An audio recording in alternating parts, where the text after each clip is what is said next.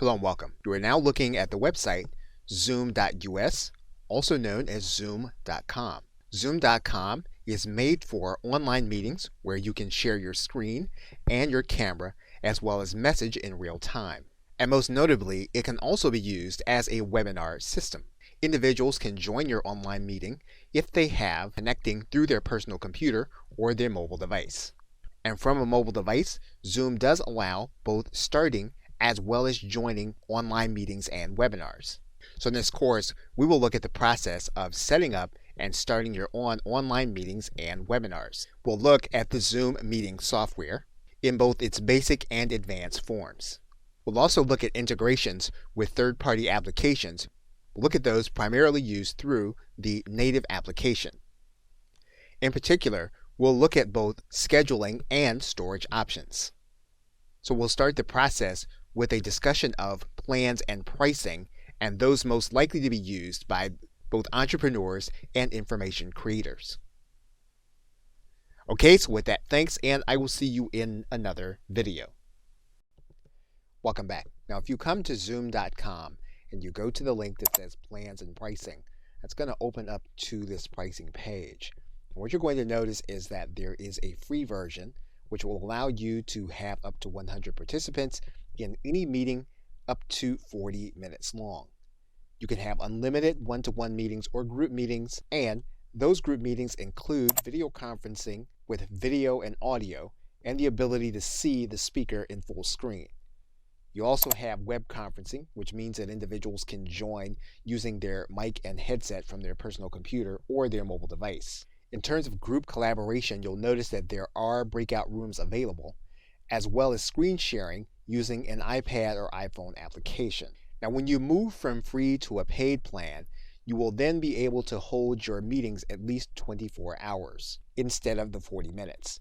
You'll also be able to have multiple users and manage those users, as well as reports that you can analyze.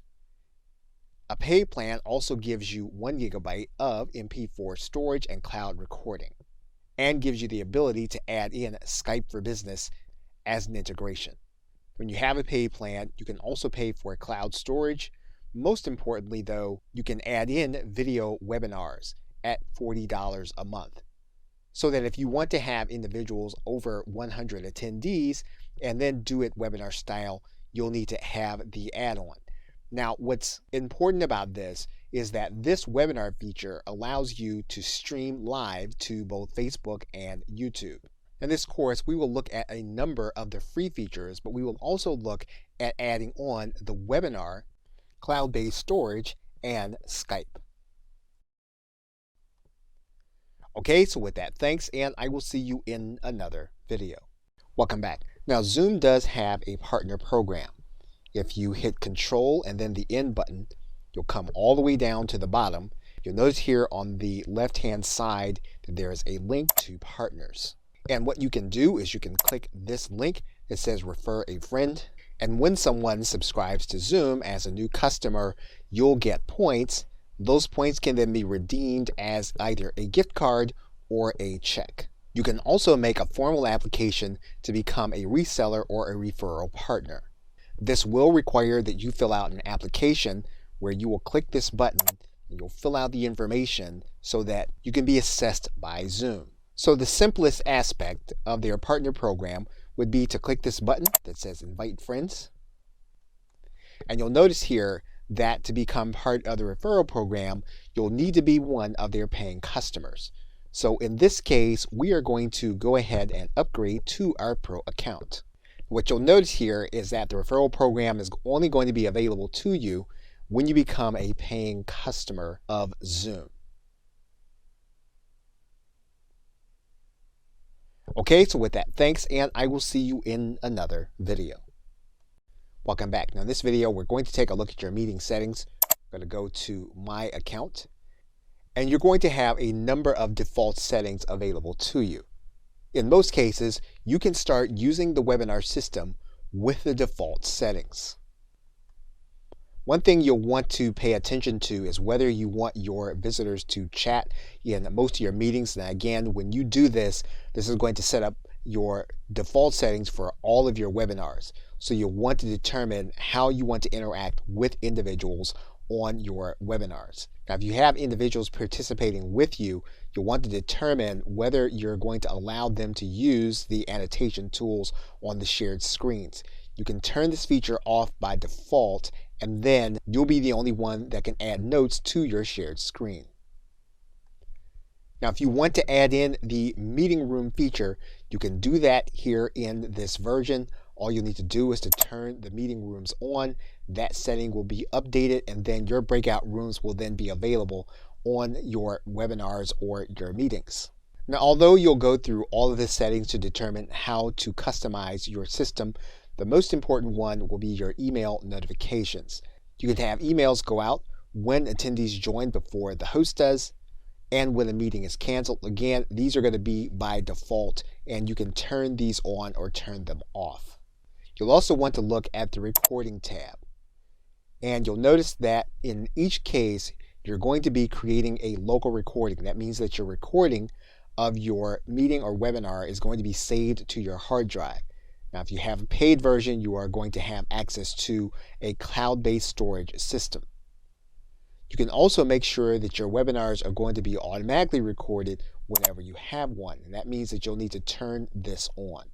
If you want to make sure that individuals know they're being recorded, you can turn this feature on. This will then prompt individuals to make sure they consent to being recorded before your recording actually starts. You can have individuals notified by audio that they're being recorded when you turn on this feature. Okay, so with that, thanks, and I will see you in another video. Welcome back. Now, if you are in the meeting section, you're going to notice a gray area here where you can schedule your meetings directly from your calendar. You can use a Microsoft Outlook plugin, which will connect to your desktop if that's what you use. You can extend using Google Chrome or with Firefox. Now, for the purposes of this video, we're going to download the Chrome extension. What we're going to do now is we're going to click Add to Chrome. And then we're going to click Add Extension. Then in your browser area, you're going to notice that there is going to be a Zoom scheduler available to you. Once you have this dialog box, you're going to want to sign in to your Zoom account. Now, once you're signed into Zoom, what you'll be able to do from Google Chrome is you'll be able to pick a date from your Google Calendar. You're going to click on the title and the name, and then what you'll be able to do here is you'll be able to click this link that says Make It a Zoom Meeting. That event will then be saved in your Google Calendar, and you'll notice then that the link is then saved. You'll also then notice, if you refresh your page, that the meeting will be saved in your Zoom group of meetings. Okay, so with that, thanks, and I will see you in another video. Welcome back. Now, you can manage the users on your account by going to User Management and clicking Users. Now, this is going to be a paid feature, so we're going to upgrade our account so that we can take a look at this feature. So once we've upgraded, we can add additional free users, again, depending on our plan. So what we're going to do is we're going to click Add Users, and then we're going to add those users with their email address. What we're then going to do is click the Add button. That individual will then be part of our pending users. They'll then have to check their email in order to become part of our account. That individual will then have a Zoom account invitation. They'll then need to click this link to activate their account. They will then have a free level of your account to schedule their meetings. And then if you come back to your pending area, you hit your refresh button. That user then will be part of your users on your account. And you'll notice then that they are considered to be a basic or free member. Okay, so with that, thanks, and I will see you in another video. Welcome back. Now, you can create in-meeting closed captioning for those that will be attending your meeting or webinar. And what you're going to want to do is come into your settings area. You're going to want to click this third link. That's going to bring you down to the in-meeting or advanced section.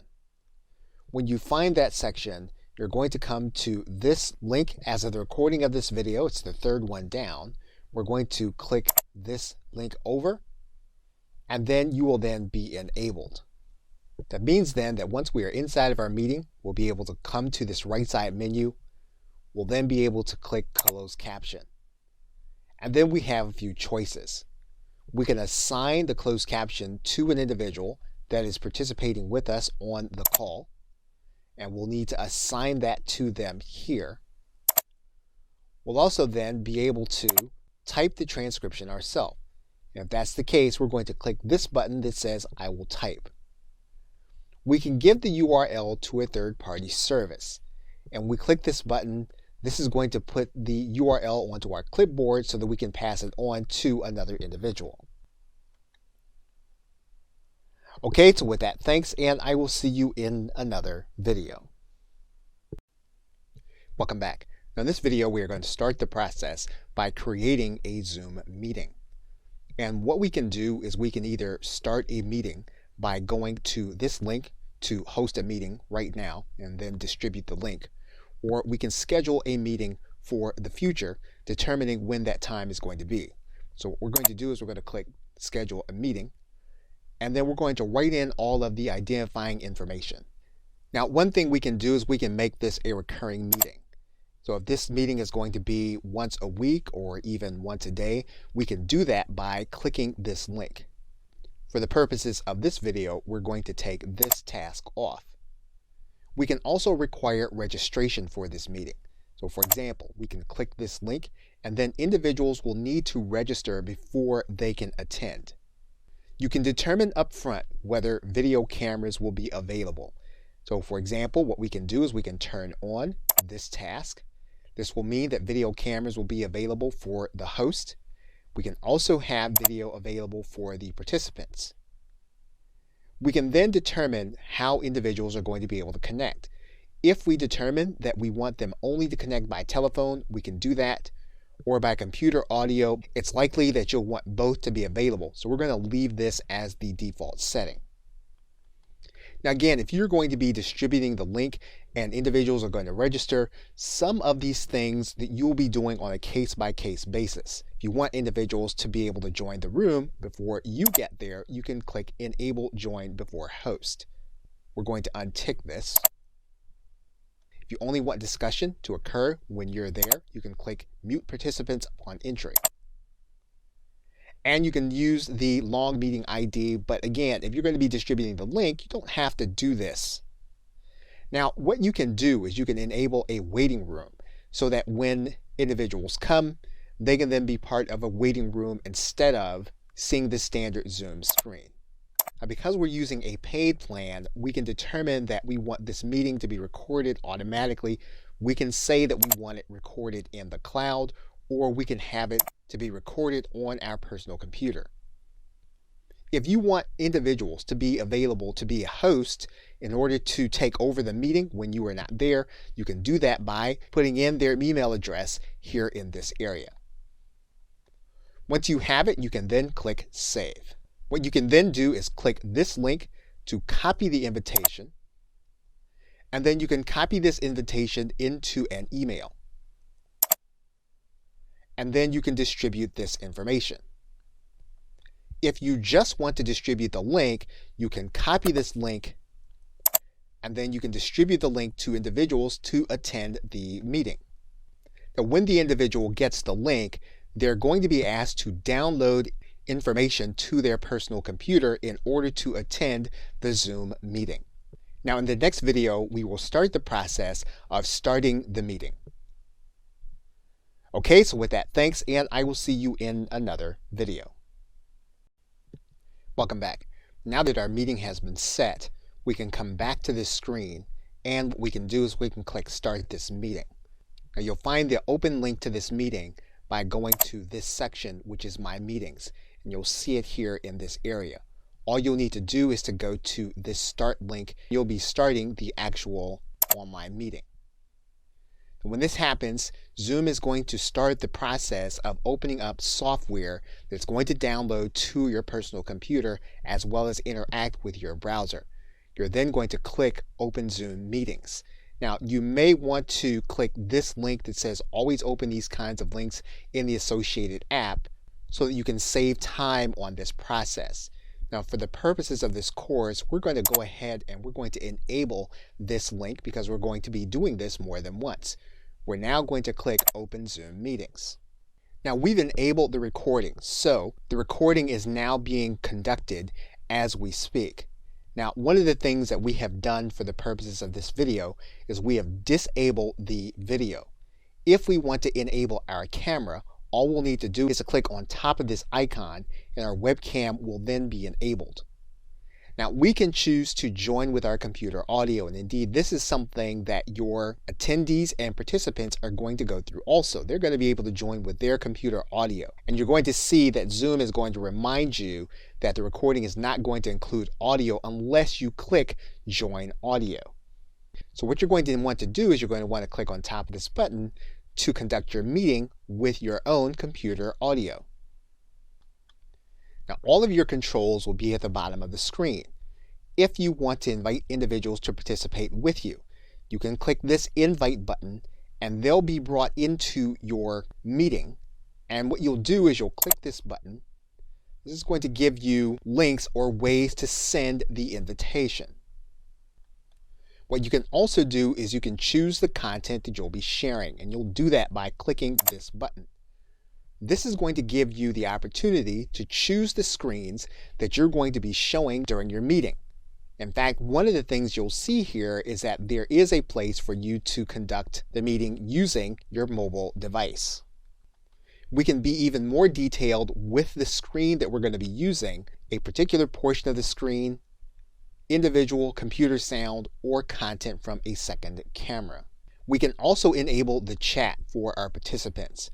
And what we'll need to do is to click this button, and we'll be able to type messages to everyone as well as to receive everyone. Now, when people type back to you, everyone in your group is going to be able to see these messages as they're being typed in real time. You have the ability to either stop or pause the recording by clicking this button. So if you're going to be coming to a place in the recording where you're going to have something that you don't want seen, you can pause the recording here in this area, and then you can turn it back on by clicking this link. Now, we've also discussed the closed caption option. And basically what this is going to do is this is going to give you the ability to either have someone type the notes as they're being conducted in real time, or you can type them here also. If we click this button, you'll then be able to see your controls for closed captioning. You'll also see here that you have breakout rooms, and this is going to be for your participants, not for your attendees to a particular webinar. So what you're going to want to do is you're going to want to click this button once you've completed the presentation or the meeting, and you can click this link that says End Meeting. You can then assign a host to the meeting if you just want to leave it, or if you want to end the meeting, you can click this button that says End Meeting for All. Then Zoom will begin the process of getting your meeting recording ready. You'll then determine where you want your meeting recording to be housed.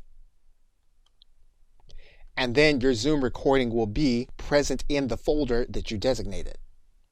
Okay, so with that, thanks, and I will see you in another video. Welcome back. Now, in cases where you're going to have more than 100 attendees, you're going to want to host a webinar. Now, on the webinar, you will not be able to have more than 100 participants. However, you will be able to have those 100 participants plus other attendees to view the content. Now, to do that, you're going to need to do that from your webinar section. And you'll notice that one of the things that a webinar allows you to do is to monetize your individual events using PayPal and Zapier. Now, in order to do that, you're going to need to add your webinar plan onto your Pro plan. That means then that you're going to need to go to your billing section of your account. And then what you'll need to do is you'll need to go to your webinar add-on. And you'll see it here in the bottom panel. And you'll see that as of the recording of this video, the webinar add-on is an additional $40 every month. What you'll do is you'll click this Add button. Now, what you'll be determining is how many participants on your calls you'll be having.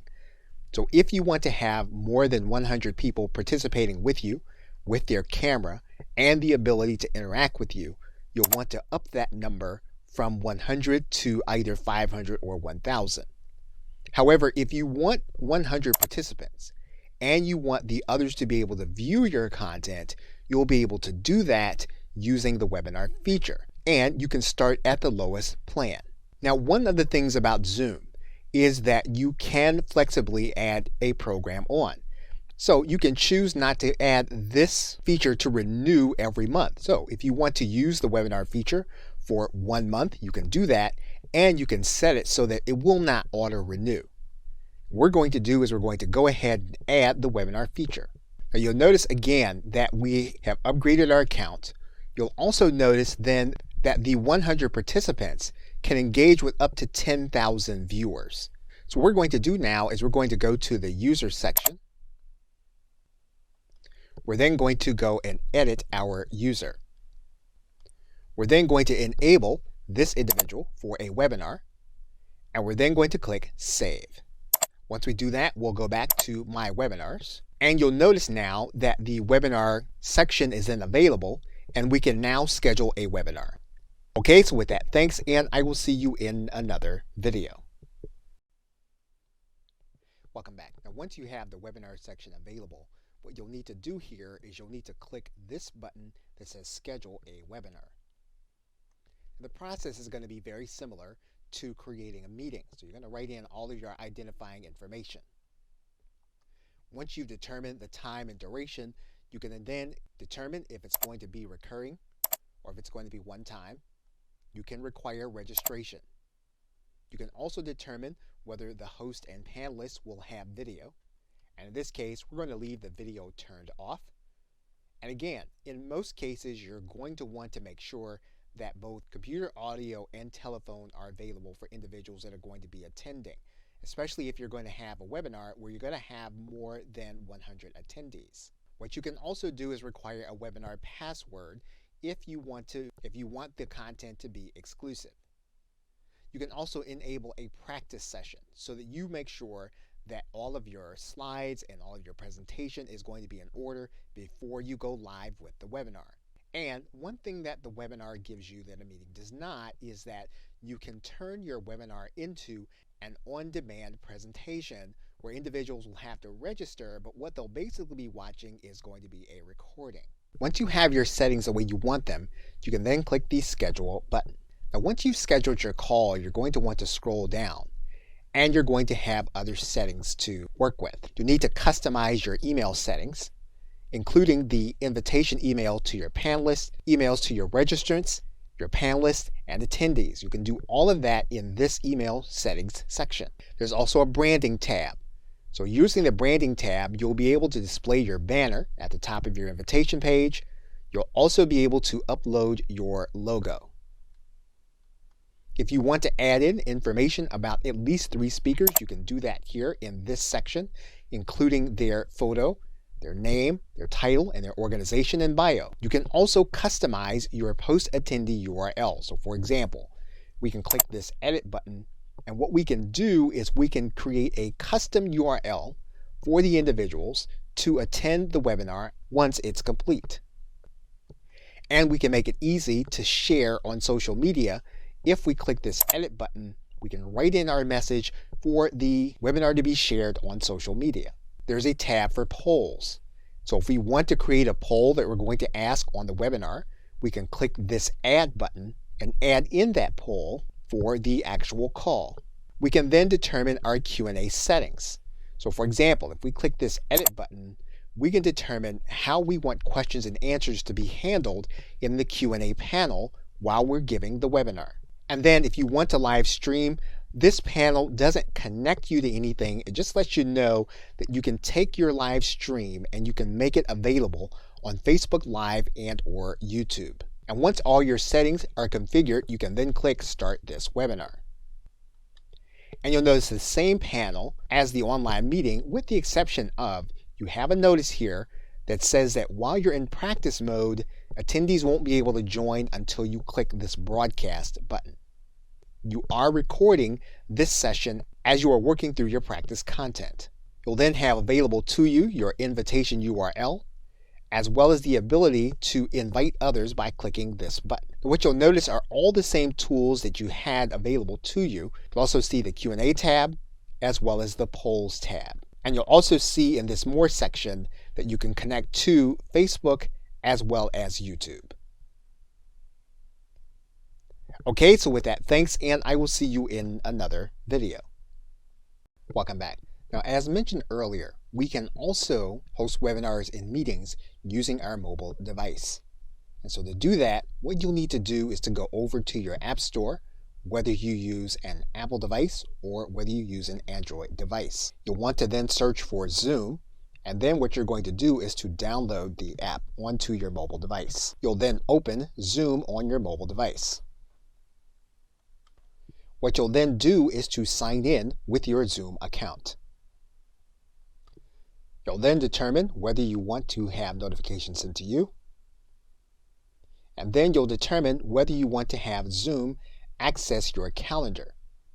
Now, what we're going to do is we are going to allow Zoom to access our calendar because we want to be able to use our mobile device to schedule meetings. So for this, we're going to click OK. And in this case, for the sake of this video, we are not going to allow Zoom to use Siri. And since this is particular to an Apple product, we are not going to sign in with our Touch ID. Now what we are going to do is we're going to click New Meeting. And then we're going to click Start a Meeting. Now for the sake of this video, we are not going to allow Zoom to access our camera, but we could for the sake of the video if we needed to be the centerpiece of our presentation. So for now, we're going to click Don't Allow. You'll then need to give Zoom access to your mic.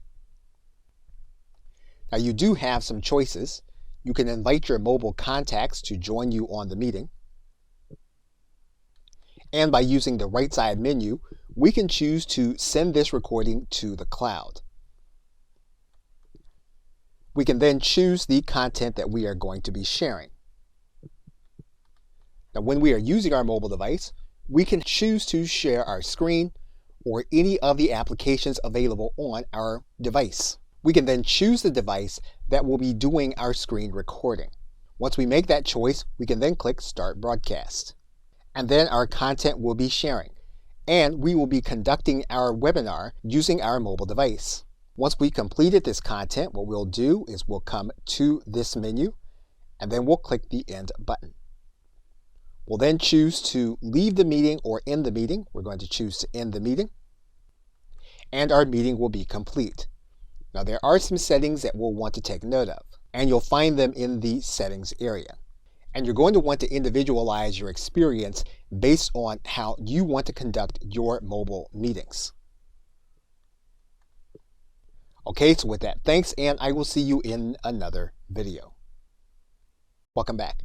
Now that our scheduler is available, what we can do is we can click this third button over, and we can schedule our meeting in our calendar. Now what you're going to need to do is you're going to need to write something descriptive about the meeting. And then we'll need to choose the starting time for the meeting. And just as we did using the desktop, we'll need to choose a duration. And when you're using your mobile device, you are going to want to specify your time zone. You'll want to then determine whether your meeting is going to be recurring or just one time. And you'll also want to determine the calendar that you use. And this will be particular to the calendar that's available on your mobile device. In this case, we'll choose our calendar, and we're going to choose iCalendar because that is the calendar that is enabled for our mobile device. You could have calendars such as Google and Outlook connected. If that was the case, you can connect them to this webinar. We then have some options. We can set it up so that we're hosting the video as soon as we start, and we can determine whether we're going to have participants on our video or not. We'll then determine what our audio availability is going to be. And then we have different advanced options available to us on our mobile device. So for example, we can choose to make sure that our meetings are recorded automatically. We can also make sure that video is going to be saved to the cloud. And once we have all of our options configured, we can then click Done. Once we do that, we'll then click the Add Link. And when we go to our calendar enabled on our mobile device, we will find then that the event is there. Okay, so with that, thanks, and I will see you in another video. Welcome back. Now, if you've saved your recording to the cloud and you have the Pro version, when you finish your webinar, one of the things you'll notice is that your recording will be processing in your recording area, and you'll need to click the tab that says Cloud Recordings, and you'll see the processing taking place. If you've done a recording and you've saved it to your local device, you'll see if you click this tab, you'll have that recording available to you, and Zoom will note the location where that recording has been saved. If we want to delete that recording, all we'll need to do is to click this link, and then we'll click this delete button. And we can do the same for the cloud recording once its process is complete. Once your process is complete, what you can do is you can come to your recordings, you can go to this More tab, and then you're going to either download the files or delete them. Now, if you need to download them to edit them, to process them, you can click Download. Now, your browser may alert you that Zoom wants to download multiple files. If that's the case, you're going to click Allow. You'll then see your files available to you in M4A format for audio and MP4 format for video. And once you've successfully downloaded your files, you'll want to go ahead and delete them so you'll be able to manage your storage as you go. Okay, so with that, thanks, and I will see you in another video. Welcome back. You are now looking at version 8 of the screen sharing and recording program Camtasia. And we're looking at this application because we're going to use it in order to edit our Zoom recording. Now, you may not have Camtasia, so you'll be able to use any editing program to edit your recording as long as it can edit MP4 recordings. So what we're going to do is we're going to then take our file command, and then we're going to import the media into our clip bin. Once we have the video there, all we're going to do is we're going to add it to our timeline. Now, every editing program is slightly different. However, you are going to have a timeline available to you. You are going to be able to view both the audio and video in your recording. Now, if you are using Camtasia, one of the things that you can do is you can then separate the audio from the video. We're going to do that by right-clicking and then adding Separate Audio and Video. We can then move through the content in real time, come to the position where we want to edit out the portion that we want, and then we will then stretch the timeline indicator, and then we'll cut that piece out of the recording. Now, whenever we make edits to Camtasia or any other editing program, what we're basically doing is we're creating a different file, which is a project file. And so what we're going to want to do is we're going to want to then take our changes as they exist right now, and we're going to save them in a project file for the changes as well as the file. This way, we don't make changes to the actual file. What we make changes to is the project. And so we're going to save this entire project. And you'll notice then that we have saved a Camtasia project. And you'll also notice that the file name has now changed to a different file name. And this is a project file. So once again, all we have in the project file are the changes we made to the file that we imported. We did not make changes to that actual file.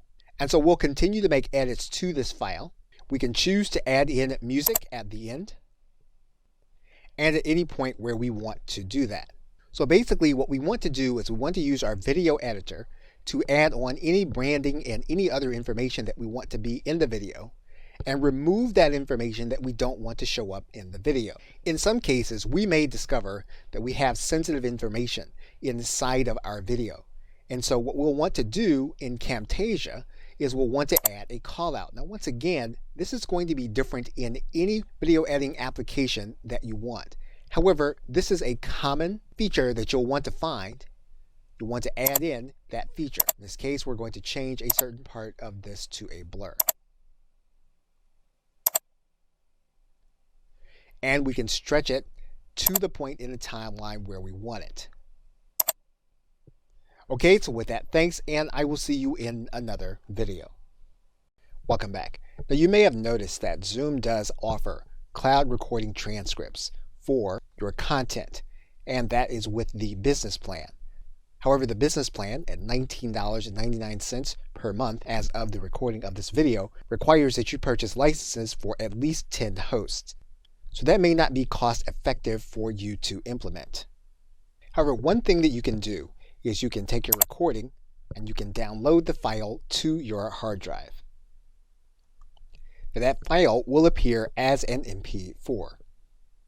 One option is to use third-party system Descript, which has both a free level as well as a paid level and a team level. You can also transcribe using Timmy.com, which also offers a machine transcription for a low price. However, if you'd rather have a human transcription, you can have that done at a site like Rev.com. Now, Descript, Rev, and Timmy are just a few of the options available to you. The most important fact to note is that you have low to very low cost transcription options available to you for your recording. Okay, so with that, thanks, and I will see you in another video. Welcome back. Now, Zoom does have a third-party app marketplace that will allow you to connect platforms to Zoom in order to do certain tasks. And if you go to the app marketplace and you type in YouTube and click search, you'll see that there's an application called YouTube for Zoom. And what you'll need to do then is you'll need to sign in to install this application. You'll then need to enable the application and then click install. You'll then need to authorize the app for your account. You'll then need to authorize the app for your YouTube account. You'll then click allow. The application will then be linked to your YouTube account. You'll then be able to configure Splain to work with your Zoom account. And then once you conduct your webinar, you'll then click end meeting. You'll then end your meeting. Your webinar will then start processing inside of Zoom. Now, once the webinar has completed its processing, you'll see it in your YouTube channel.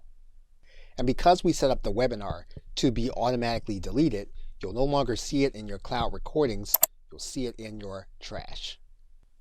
Now, in order to find the app or uninstall it, you're going to need to go to the app marketplace.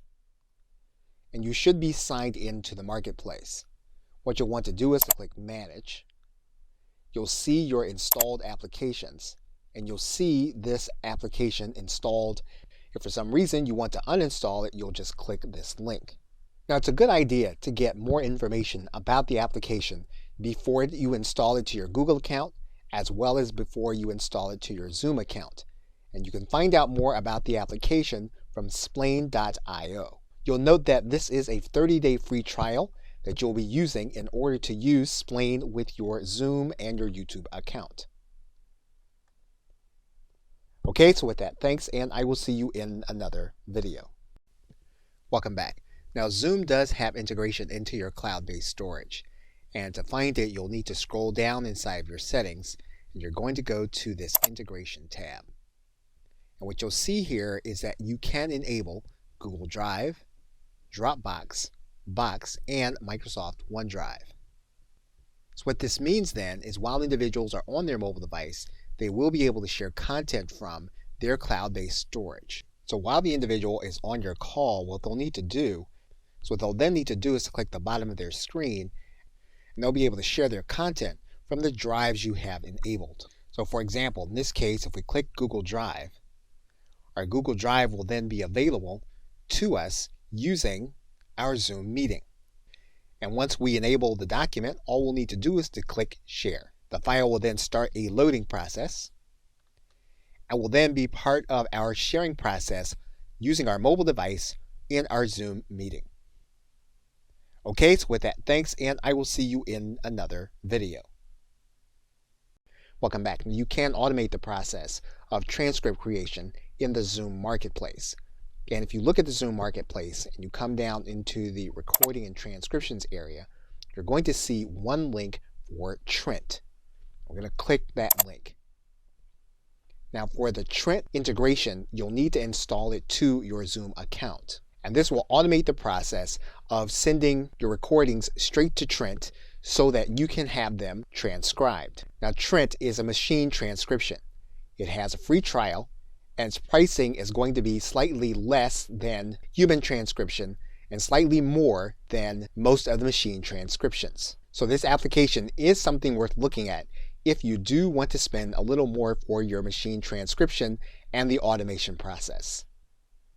Okay, so with that, thanks, and I will see you in another video. In conclusion, in this course, we looked at the process of starting meetings and webinars using Zoom. Whether you want to share your cameras or your screen, you can share content with other individuals, whether they are participating with you on a webinar or they are participating with you by watching your content. And in closing, we're looking at the whiteboard and the sharing process, where we can share text, where we can draw, and where we can use our cursor to erase. We also looked at doing webinars, where we can operate in practice mode, and where we can also share Q&A and polling. And as you recall, the paid webinar plan allows us to stream live to YouTube and Facebook. We looked at integrations for storage, and we also looked at the app marketplace, which is only part of the paid plan and allows us to connect to third-party applications. Okay, so with that, thanks, and I'll see you either in another video or in another course.